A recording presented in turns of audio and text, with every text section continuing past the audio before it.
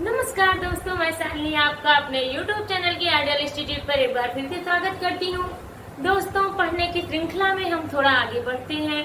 आगे बढ़ते हुए आज हम बात करते हैं दोस्तों, हमारी हिंदी का एक बहुत ही इम्पोर्टेंट टॉपिक है जिसका नाम है छंद। छंद को काव्य शास्त्र की आत्मा भी कहा जा सकता है या काव्य की जान भी कहा जा सकता है। छंद के द्वारा ही काव्यों में जान आती है। तो आज हम उस काव्य में जो छंद होता है उसके बारे में बात करते हैं कि छंद क्या होता है और छंदों के प्रकार कितने होते हैं, किससे मिलकर छंदों का निर्माण होता है।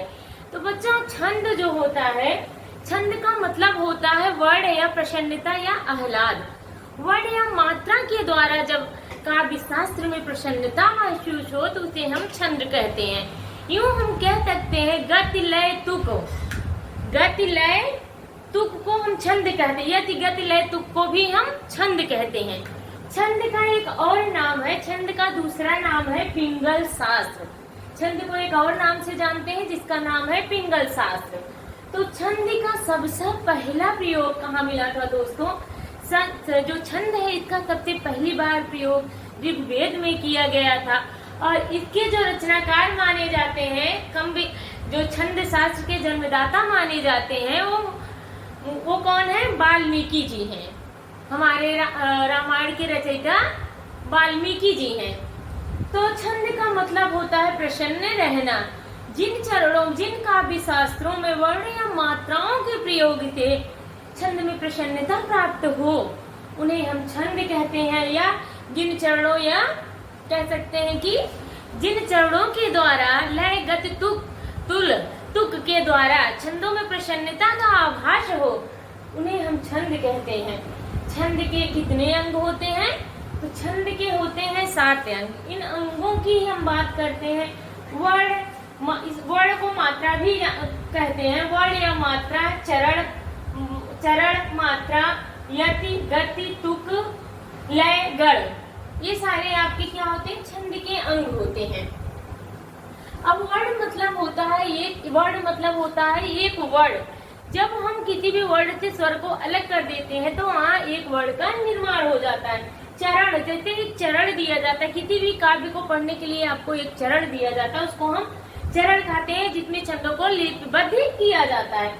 और ये मात्रा, अभी हम आप लोगों को मात्रा लगाना बताएंगे। अभी इसमें मात्रा लगाना नहीं बताया गया है, इसलिए अभी मात्रा आप लोग नहीं समझेंगे। जो छंद होते हैं उनके अंतर्गत काफी चीजें आती है, दोहा, चौठा, चौपाई, उनके ऊपर मात्राएं लगाई जाती है, जिसे हम मात्रा कहते हैं।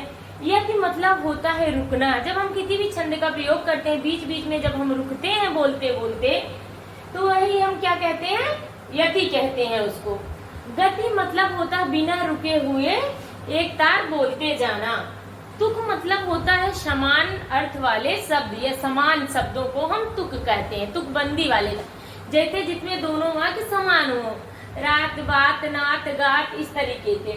गढ़, अब गढ़ क्या होता है? गढ़ होता है बच्चों 3 वर्णों के समूह को हम गढ़ कहते हैं। गढ़ क्या होता है? 3 वर्णों के समूह को गढ़ कहते हैं। गढ़ बहुत विस्तार में है, लेकिन अभी हम ये 8 गढ़, वैसे तो गढ़ और भी हैं, 10-12 गढ़ है, लेकिन मुख्य हम आप लोगों को यहाँ 8 गढ़ जो मुख्य है वही आपको बताया जा रहा है। तो गढ़ का एक सूत्र है, या माता राजभान सलगा। गढ़ का क्या सूत्र है? या मात्रा राजभान सलगा। अब इन सूत्रों से ही हम गढ़ों का निर्माण करते हैं। अब हम देखते हैं कि ये गढ़ कैसे बनाए गए हैं।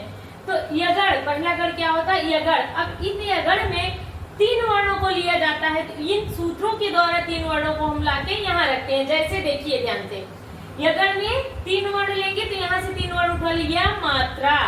3 वर्णों में चाहे मात्राएं आए चाहे खाली हो, 3 वर्ण यहाँ पे आएगा। इस सूत्र से 3 वर्ण उठा के यगढ़ में लगा दिया, या मात्रा हो गया।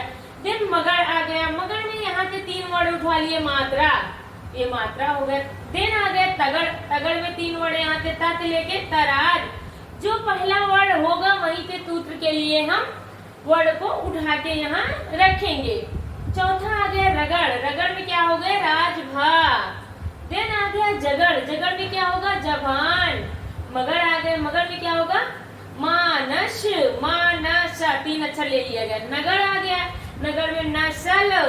देन आ गया शगड़, फिर यहाँ से 3 वर्ड लेंगे, स लगा, 3 वर्ड आपके आ गए सलगा। इस प्रकार आपके 8 गण पूर्ण होते हैं। अब हम बात करते हैं छंदों के प्रकार की। वैसे तो बच्चों या दोस्तों छंद तो यहाँ 3 प्रकार के होते हैं, लेकिन मूल रूप से हम लोगों को 2 ही प्रकार पढ़ना है जो कि महत्वपूर्ण होता है। एक होता है मात्रिक छंद, दूसरा होता है वर्णिक छंद, तीसरा होता है मुक्तक छंद। मात्रिक छंद, वर्णिक छंद, नंबर 1 आपको क्या पढ़ना है? मात्रिक छंद। नंबर दूसरा क्या पढ़ना है? वर्णिक छंद। मुक्तक छंद हमें नहीं पढ़ना है, वर्णिक छंद पढ़ना है। मात्रिक छंद पढ़ना है और क्या वर्णिक छंद पढ़ना। मुक्तक छंद भी होता है, लेकिन अब इन मात्रिक छंदों में हम देखेंगे क्या क्या आता है। इन मात्रिक छंदों को भी हम 3 भागों में बांटते हैं। इनको क्या हो जाएगा? सममात्रिक, विषम मात्रिक और अर्धतम मात्रिक छंद। अब हम देखेंगे तम मात्रिक छंद के अंतर्गत क्या आता है, विषम मात्रिक छंद के अंतर्गत क्या आता है और अर्धतम मात्रिक छंद के अंतर्गत क्या क्या आता है।